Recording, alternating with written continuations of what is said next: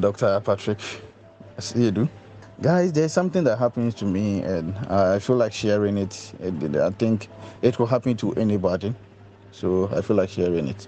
Okay, so this will happen. Friday, I was coming from Trasaco. Then I wanted to use the motorway to hit the main road.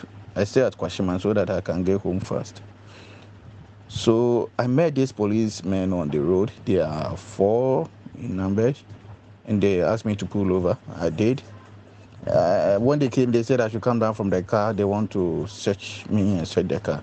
I wasn't comfortable with it, but I feel like they are doing their work, so let me come out from the car. So I did as they said, and they went straight to my car. They checked it, and in just seconds I was there, and this policeman called me that I should come. And when it was like, okay, we can see that you have your tie, and he said, you're a doctor, right? I said, oh, yeah. Yes. I said, okay.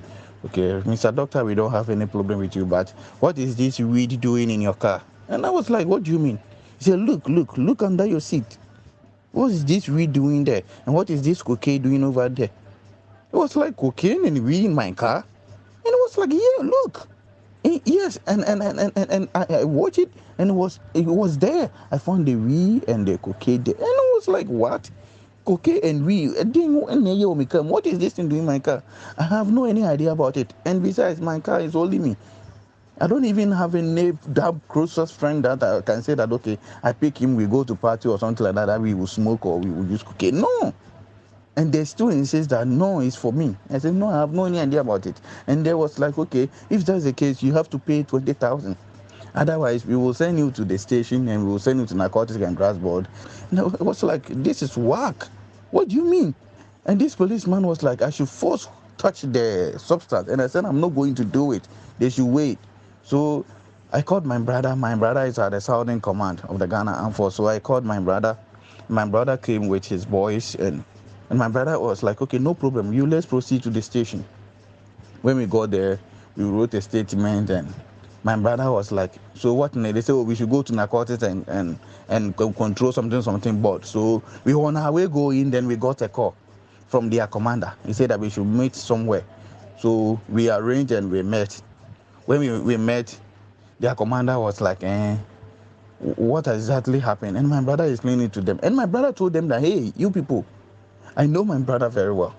So if you people don't tell the truth, this case will go wherever that it will go.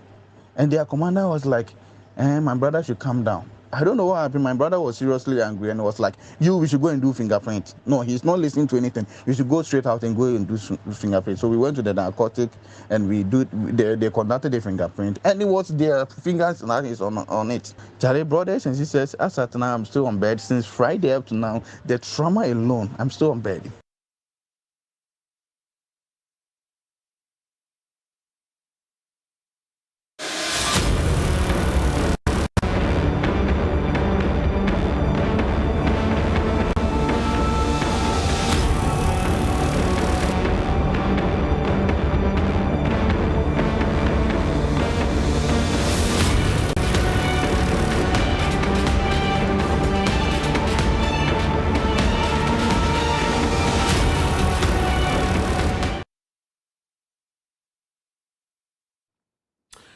Welcome back on the AM show, and that's how we kickstart the big stories with that viral audio that has got the attention of so many of us, but which now we're questioning, especially on the back of the latest statement by the Ghana Police Service.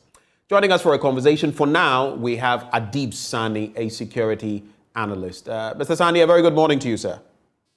Good morning, Benji. How are you? I'm doing very well. And since I guess this is the first time we're interacting in 2023, Happy New Year to you, sir.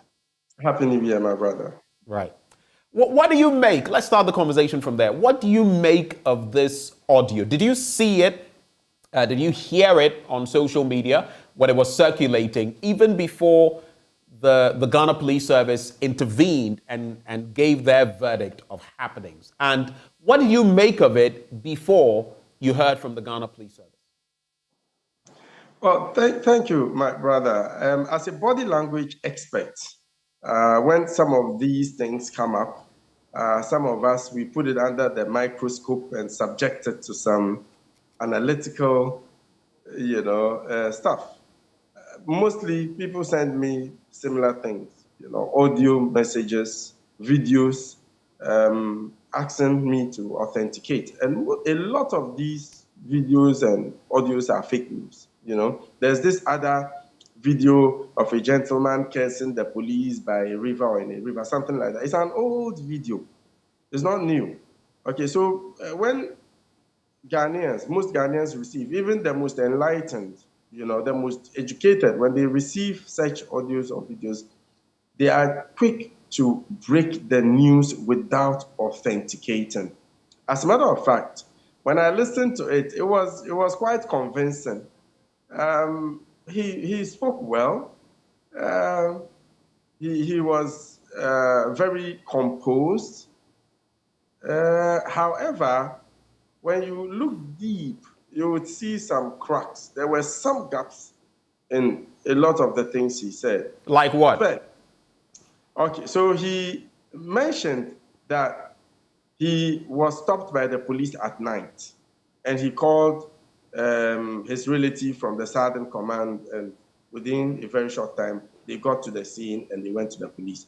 And that they were asked to go to narcotics for fingerprints at that time of the night. It's not a walk-in process. Investigations should have started before a request is made for anything to be tested. Come to even think of it, Benji, narcotics doesn't do fingerprints. It is the police that does the fingerprints. All right, narcotics, theirs is to ascertain what it is you have in your custody, whether it is truly cocaine or cannabis or whatever it is. Okay, and they don't do it at night. You get me? And he also spoke about his relative who is a soldier slapping a commander and all that. I don't think that would have happened. But he was still able to convince a lot of Ghanaians. People were very convinced that, yes, indeed, it happened. And we had others coming out to say similar things that they went through. So I must say it's unfortunate. I'm very livid about the news we had yesterday about him not even being a doctor in the first place. I think it's an unfortunate spectacle. However, I'm hoping that he'll be dealt with rigorously and vigorously to serve as a deterrent to others, because the incidents of not just misinformation, but disinformation is becoming one too many. You can innocently share information that is not true. That is misinformation. But when you deliberately share a misinformation that is meant to harm, that is disinformation. And it is safe to classify what he did as disinformation, as it would have far-reaching security implications on the country. Thank you very much for sharing your initial thoughts with us on that. Let me also bring in Professor Kwesi Aning, who actually is with the Kofi Annan International Peacekeeping Training Center. Professor Aning, a very good morning to you, sir. A very good morning and a Happy New Year. Happy New Year to you too. We pray for... Not adding the prosperous, because I think that's the debatable issue. You are not adding the prosperous because... The debatable issue of whether we are prosperous. I see. I don't know whether you are an individual bondholder, but please don't disclose. Don't disclose to us here. What do you make of this viral audio that made the rounds? And I asked Adib about his initial thoughts when he heard the audio piece. What were your initial reflections, even before hearing from the police, Prof? Well, there were multiple things, and there are multiple things in this. One, I doubted the profession to which this character claimed he was a member of. I mean, the elocution, the language, the tenses. I mean, there was something off. But I did not doubt that such an incident could happen. And I'll give you specific examples of cases where I myself have been a victim and others that I know have been victims. The third, if I heard Adib correctly, is that when you deliberately fabricate fake news and put it out on social media with a view to discrediting either an individual or an organization, or particularly a state institution, and a frontline one at that, then it takes on a totally different dimension.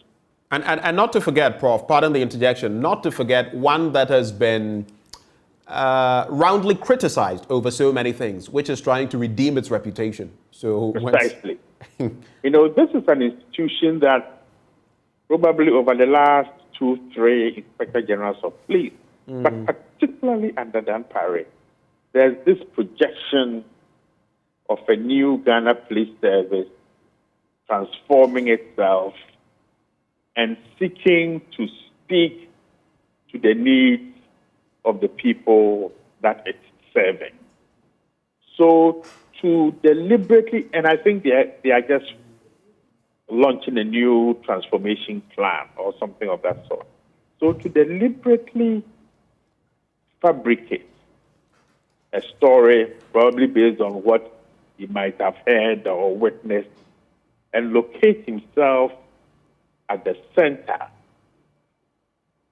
of being a victim, but also creating an impression that two statutory security institutions nearly came to a clash. The military on one hand and the Ghana Police Service personnel on the other. So, I mean, it's unforgivable, and I think it is crucial and important that an example is made of this case to serve as a deterrent, not only in terms of fabricating falsehoods against the Ghana Police Service, but also against the individual. So kudos to the Ghana Police Service at the speed with which they've unraveled this case. But it also leaves a certain niggling discomfort. Historically, every time individuals or groups have struck a blow against the Ghana Police Service, they have been extraordinarily quick to find a culprit and to deal with those culprits. Now, that is not the case when things happen to other persons. So, for example, I think when Mr. Dami was appointed as Attorney General and Minister of Justice, he called for the files of a number of cases, particularly murder cases, that had delayed in terms of their resolution. And I can just, for the sake of the argument, mention just two, Ahmed Swale and Professor Bene. And then, of course, the third one being the Member of Parliament. They've dragged and dragged and dragged. So for me, there's this niggling thing at the back of my mind. What types of resources were used in unraveling, in inverted commas? Is it Dr. Sebi? Yes. AKA the Uber driver. And what types of resources are we putting out there to ensure that Honorable Dankwa, Ahmed Swale, and Professor Bennett, perpetrators are also brought to? Those are interesting initial comments that you share with us. Yes. And of course... But I have one last point, please. Because I mentioned a case in which I was personally involved. Yes, I was actually going to get to that. Yeah. In spite of Dr. Dan Parry's efforts, the Ghana Police Service as an institution faces such difficult structural challenges in which gangs seek to challenge Dr. Dampare's authority to bring this institution into the 21st century. So I'm going to give you specific examples and mention names. On the 26th of July last year, a young officer at what we call Shell signboard on the Spintex Road, Julius Penkra, actually accosted a motorist, intimidated the motorist, and was spectacularly stupid enough to ask for his bribe to be paid in mobile money. I have the evidence. Wow.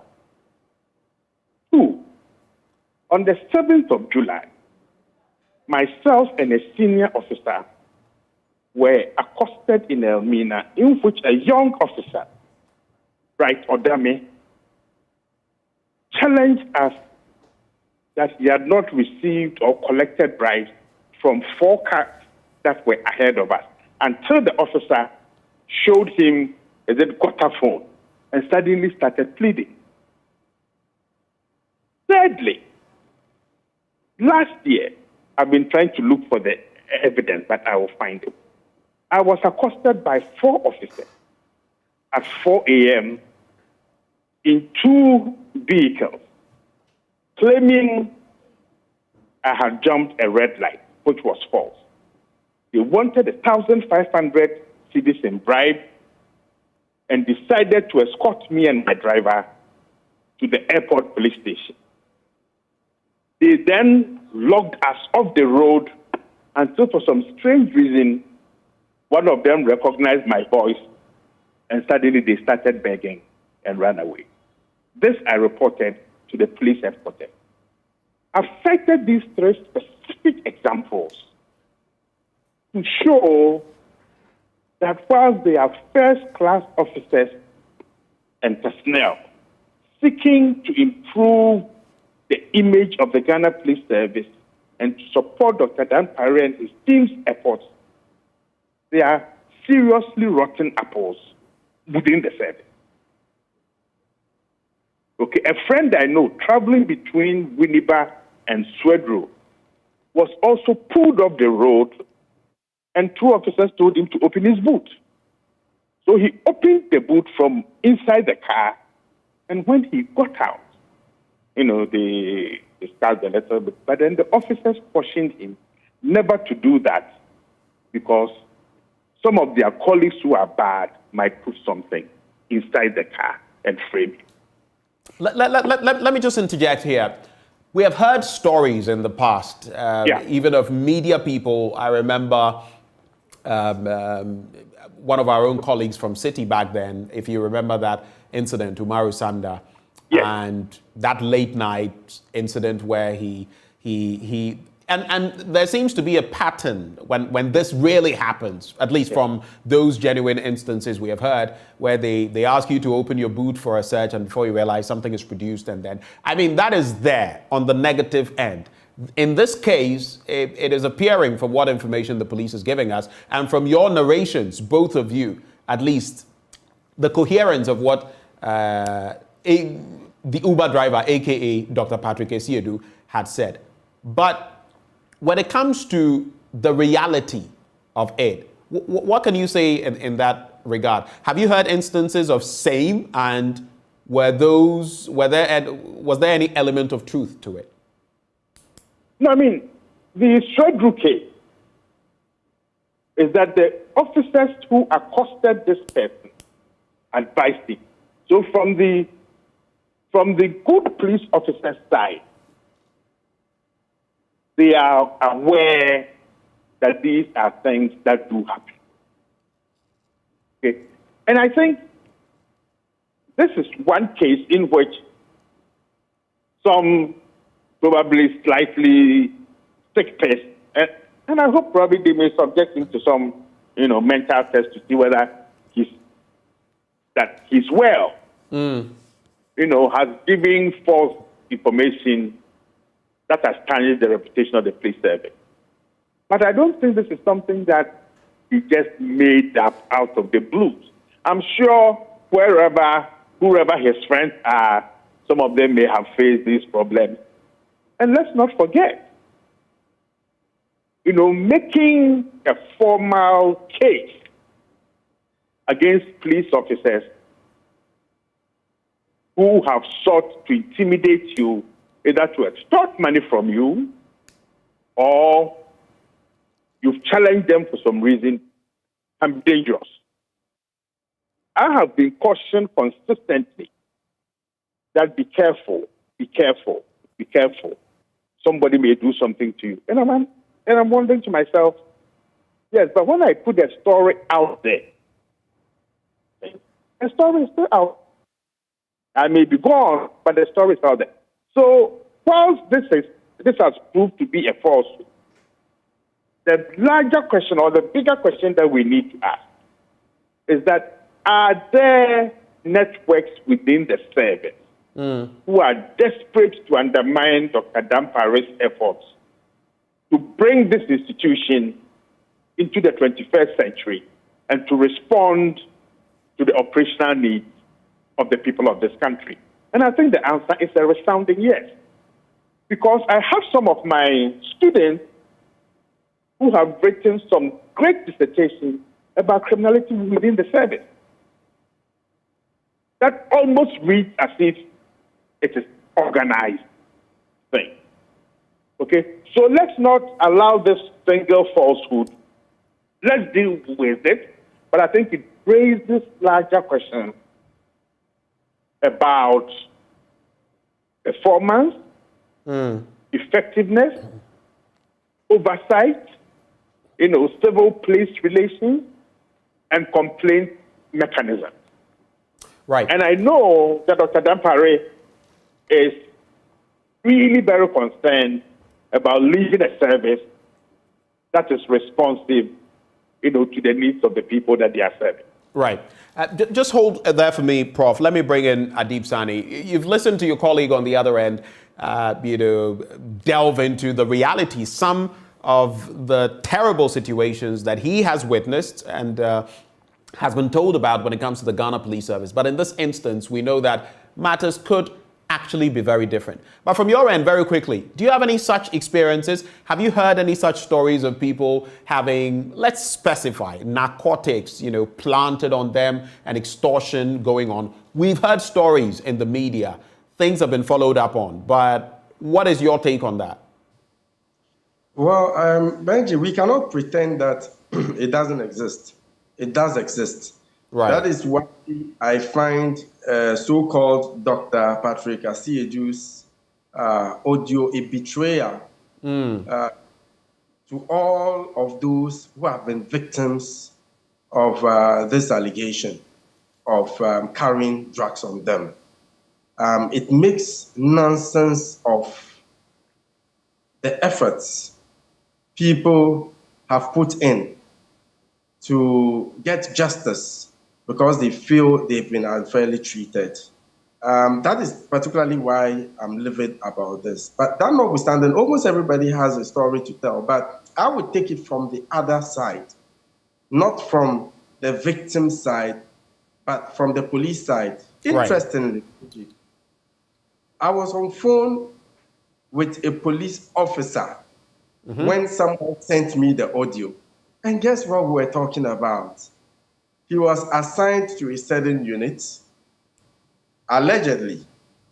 Then they saw this man in the night. He was obviously coming from the mosque. He's grown, like someone in his 50s. And he suspects the man is an imam. Then they stopped him and accused him of carrying drugs. And that the old man wept like a baby. Wow. In the end, he had to galvanize monies from all angles, gave it to them, cursing them, and still weeping like a baby. Wait, is this a recent happening? I think so. Okay, I didn't specifically... Because, I'm asking because you mentioned that you were discussing it at around the same time this audio surfaced. So I just had to find out. Absolutely, absolutely. And the officer alleged that he reported it, and guess what he was told? If you can't do the job, you stop. That's all. You know, so I don't get this. So one of the police officers, you're saying? the one talking to me, Right. one of those officers involved, because he was new there. Okay. But according to him, he didn't know what was happening there. Okay, only for him to get to know how they made their monies. And that at the point they threatened that, okay, at the end of the day, they will not give him what he's due. You know, so when he reported to his commander, immediate commander's boss, he told him that if he can't do the work, he should stop. His All right? immediate commander or supervisor told him after hearing this that if he cannot do the work, he should stop. In other words, that commander was supporting what had happened. Absolutely. And currently, Wow. according to the officer, he's on interdiction because of issues of this nature. And he's even supposed to appear in court, I think, somewhere next week. Okay? So this happens. We cannot run away from it. Okay?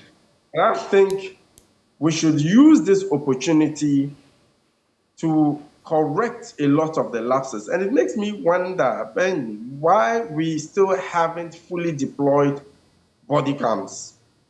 Because it ensures accountability.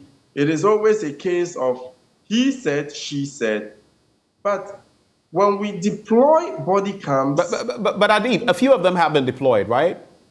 That's the thing, because this issue has come up in the past, and I understand some procurements have been made, but to what extent have we done the deployment? Right. Okay, so if perhaps we can do it even in phases, it ensures accountability, I must say. Because I think just the other day, I encountered one police officer. I was going through a checkpoint late at night, and I think, if I recall correctly, he did have one. Good, but we have a lot more officers out there. And besides, how many times have we had to close a case using evidence from a body cam in Ghana? Almost nil. Okay, so if we have to do it in phases, okay, today, let's start with highway patrols. Then the next phase, visibility. Then the next phase, this and that. So gradually, we would get every officer on duty using a body cam. Right. It is good for the officers because it makes them do the right thing and it makes citizens do the right thing. And I think this also gives us the opportunity to educate Ghanaians. Just as Prof spoke, I get people calling relatives, loved ones, calling me almost every day and warning, Adib, be careful, oh, something will be planted on you or you'll be you will get into trouble. So that perception is there. That perception is out there. Absolutely, because of your statements and all that. As a result, for me, who is very security conscious, I just don't have surveillance systems in my house. I have surveillance system in my car. You know, I have a CCTV camera that works 24/7, whether the car is moving or is parked. It records ahead, it records inside the cabin of the car, and it records the back of the car. And I can't count the number of times this camera has saved me. Just like Prof mentioned, at a point, you know, I was stopped. Oh, you jumped traffic. I said, no, I did it. It was like, you did. I said, look, that's a CCTV camera. It's captured. It was like, you people. Then he left. you get me? So even if you are stopped by the police, don't comfortably sit in your car if he requests to search your trunk and open the trunk for him. That is wrong. What you need to do is to shut down your engine, come out of the car, lock all the doors, go to the trunk, open it up for them whilst looking on. Right. And if you don't, you can even pick a phone and start recording. I was just about to say that. That is what Umaru did back then, filming everything so that, look, I don't have all these cameras, but if you put anything in there, maybe there'll be some evidence. Absolutely. Right. And make sure, I spoke with a lawyer and he advised that when they are searching, make sure one officer a section at a time. Don't make them at the same time because it might distract you. Lock all the doors but one at a time. So if you're done with the driver's side, shut it, go to the front passenger, open it up for them, let them do it. And if you can, you open the various compartments for them and make sure you keep an eye on whatever they do. And if they claim to have found something, don't engage in unnecessary banter with them, okay? And don't touch it. Just politely ask that, okay, let's go to the police station. Once your fingerprint is not found on it, that is a plus for you because these things happen. So we have to be extra cautious when dealing with the police. And Professor also said something quite important. According to him, we have a lot of more officers who are doing great things. The bulk Indeed, of the there police are. force So many of them are doing fantastic work. Absolutely. But it's a human institution. And where people come together, whether it is the public sector, the banking sector, even at the marketplace, you don't expect to have everybody being straight all the time. So this is an opportunity for me to appeal to Ghanaians not to unfairly paint all of the police service with a single stroke of brush because of the actions of a few. But the police rank and file, the police council, all those stakeholders who matter should take immediate steps to get rid of these, miscreants within the service and who are hell-bent on dragging it into disrepute. Let me come back to Prof briefly. I don't know whether that takes you by surprise, the story about the imam. And interestingly, one of the police officers, a young one, perhaps he hadn't learned yet how it goes on the streets, went to report to his commander and was told, look, if you can't do the work, step aside. Just a little bit on that, and then I want us to take a look, because you made mention of this bit. What maybe the motivation could have been for Patrick Essiedu to engage in this? You've spoken about maybe the necessity for a psychological assessment. What could the motivation be? From there, maybe we can look at misinformation, disinformation, and disseminating fake news. So this young officer recruits straight from school, very bubbly, driven by the vision and mission of the Ghana Police Service, very broadly to protect lives and property. And in terms of the police service as a hierarchical institution, goes to the very top. The Ghana Police Service has over decades had an institutional culture in which wrongdoing has either been encouraged by the institution itself or by the political class because they get favors from the police.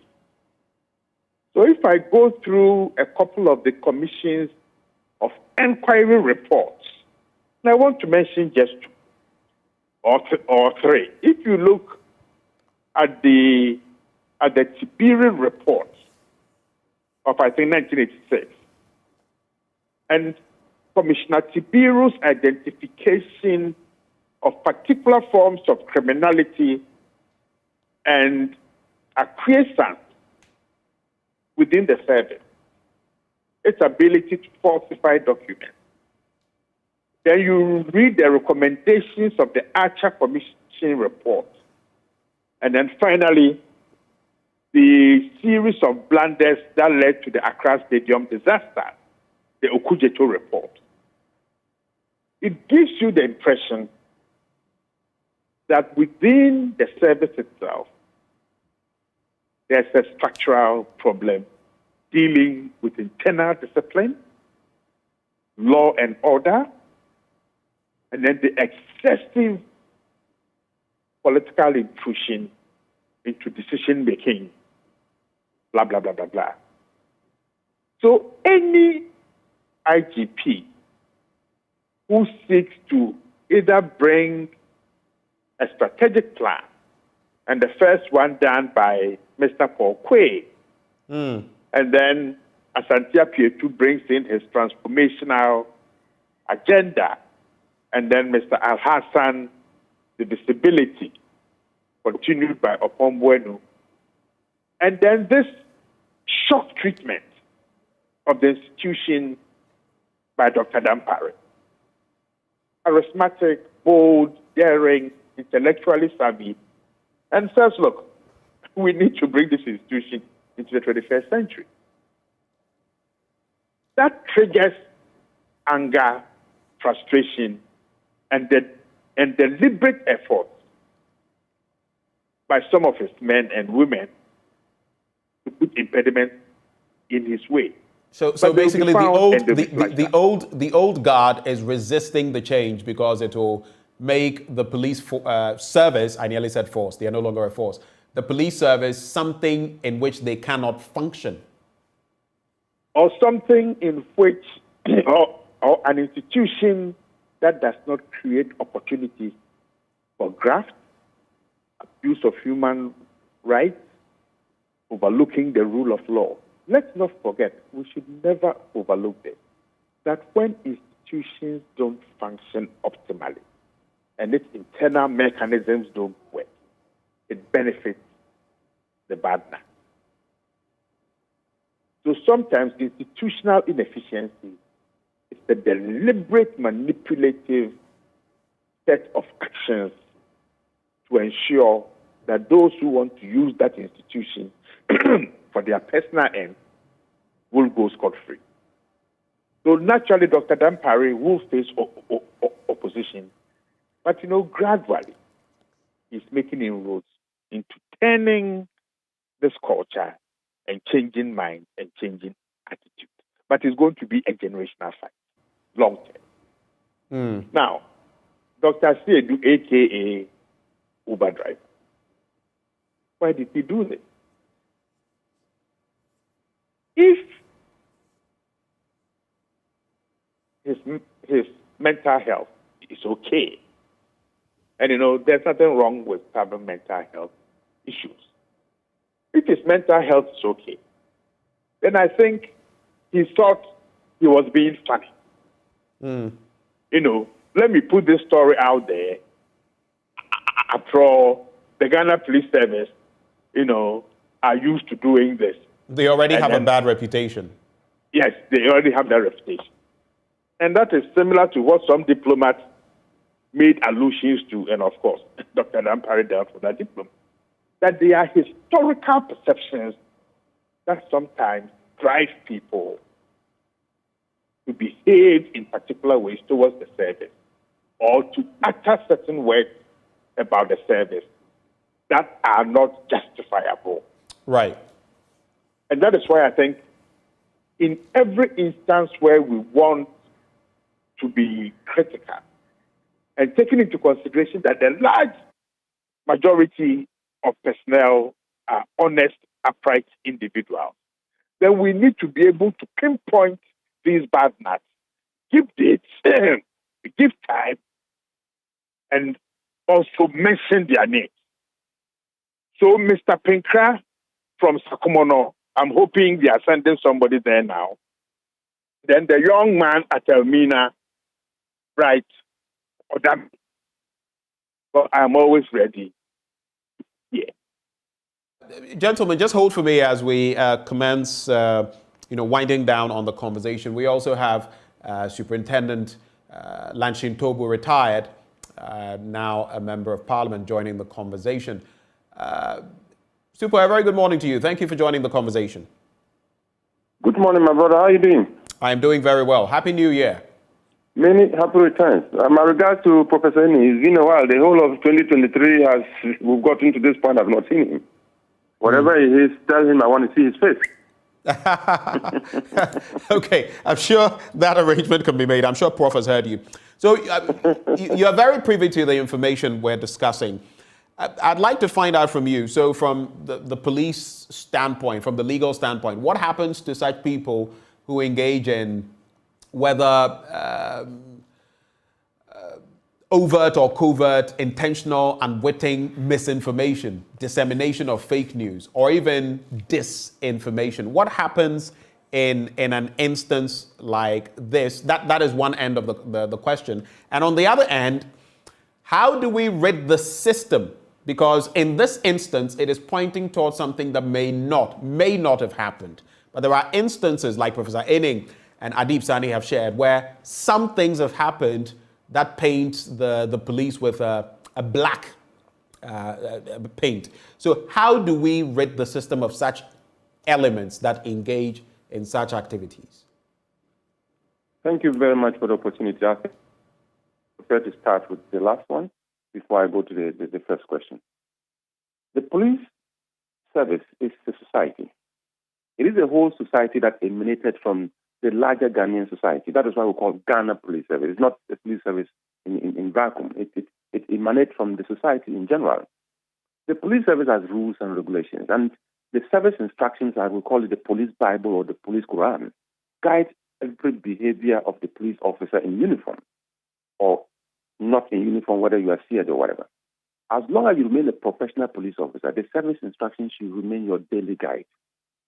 The fact that we have some unprofessional people in uniform doesn't necessarily mean that anybody somewhere or anywhere can conclude that the Ghana Police Service is very unprofessional. No. An organization with over 40,000 people, and the fact that every single Ghanaian and every single citizen is a client. In fact, the police service has the largest number of clients in Ghana. So everybody, including all of us talking, mad people, sick people, everybody is a client of the police because everybody's life. So if we find unprofessional conduct amongst them, it is the duty of the citizenry to come together and help the bad elements. Because even in the local parliament, they will tell you that if you be a mensa home, in every home, there is a bad person. You can't do away with that. That is normal in society. But when you find a bad person, nip it in the bud, clear it off so that it doesn't affect the other good people. So what we are doing as a country is helping the police.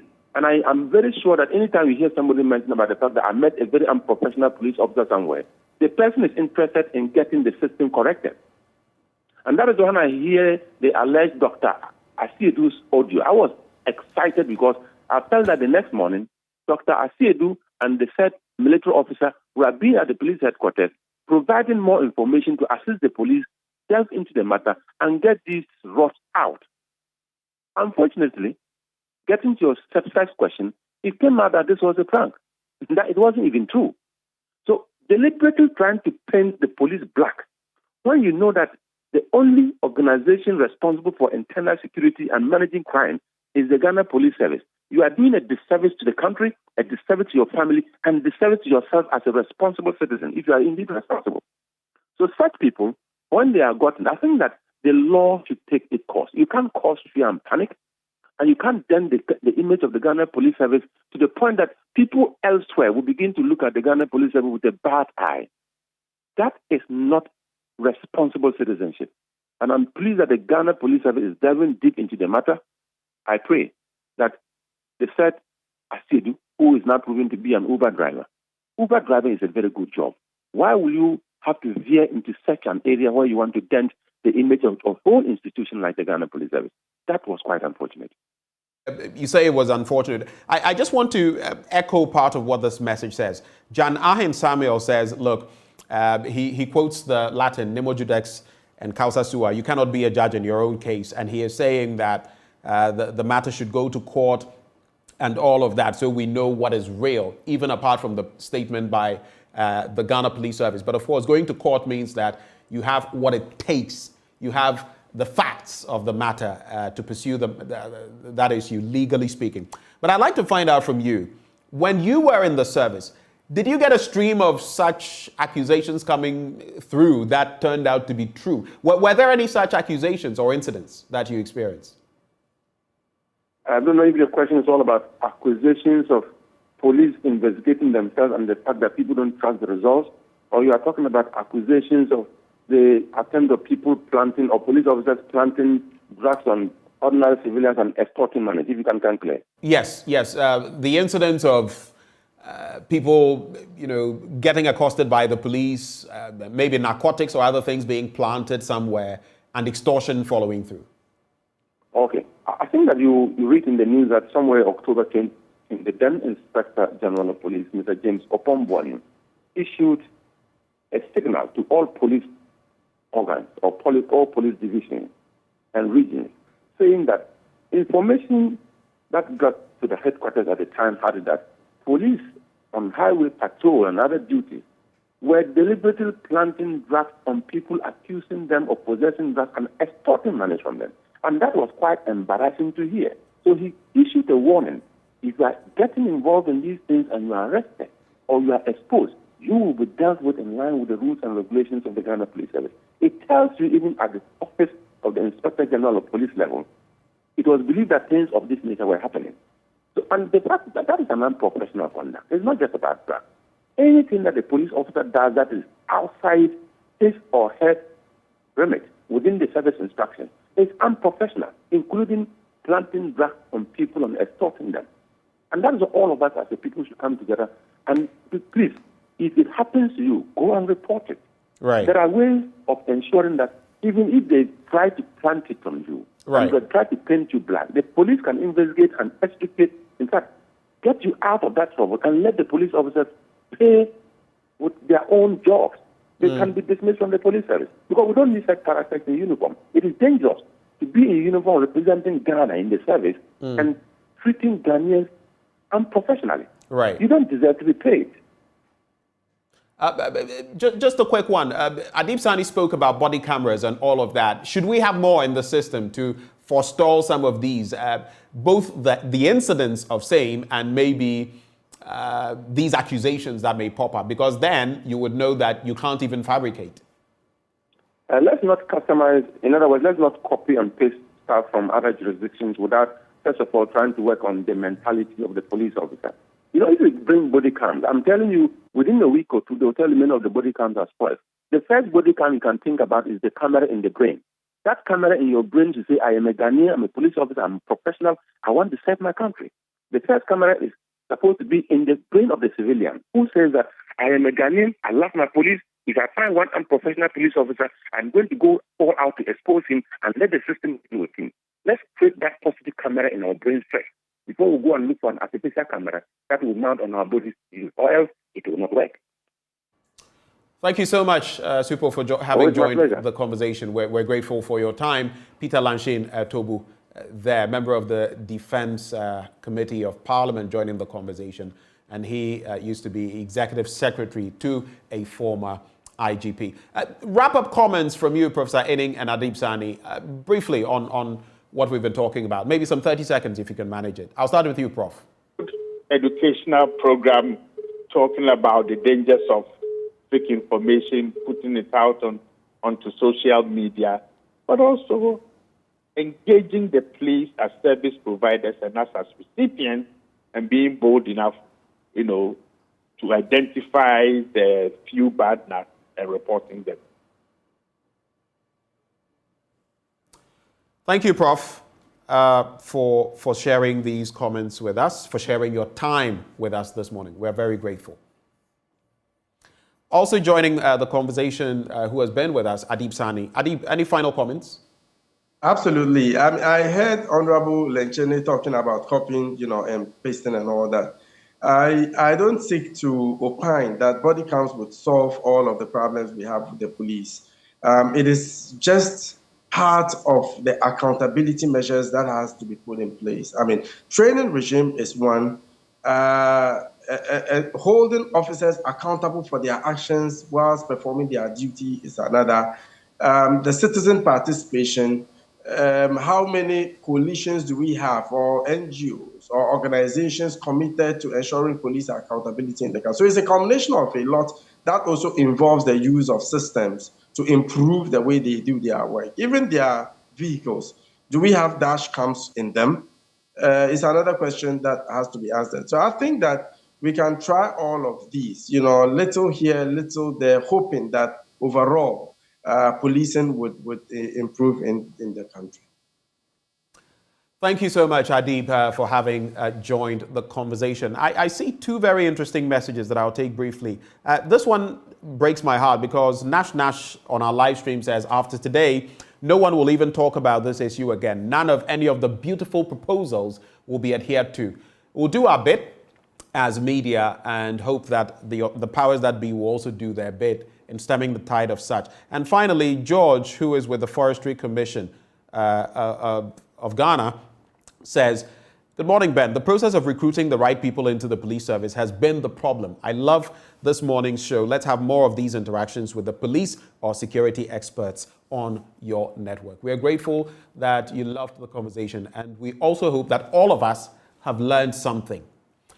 Before we take a breather and come through with more, yesterday we spoke about the MPP extensively. Today is the NDC and what it could look like ahead of 2024. It's the grand finale of the Ghana Science and Tech Explorer Prize Challenge. 50 schools from the Greater Accra and Ashanti regions are ready to showcase the prototype products aimed at solving societal challenges. So, which team will emerge winner of the G-Step Challenge? The final will be held at the Accra International Conference Center. That's on Wednesday, the 25th of January, 2023. The time is 3 p.m. on the dot, and there will be exhibitions by our young ones as they seek to provide solutions to the myriad problems in our environment. So make a date with us and be part of the first ever awards ceremony to reward our future innovators and inventors. GSTAT Challenge is organized by Dream Oval and supported by Foundation Botna and Joy Prime. Stay with us. We'll be back.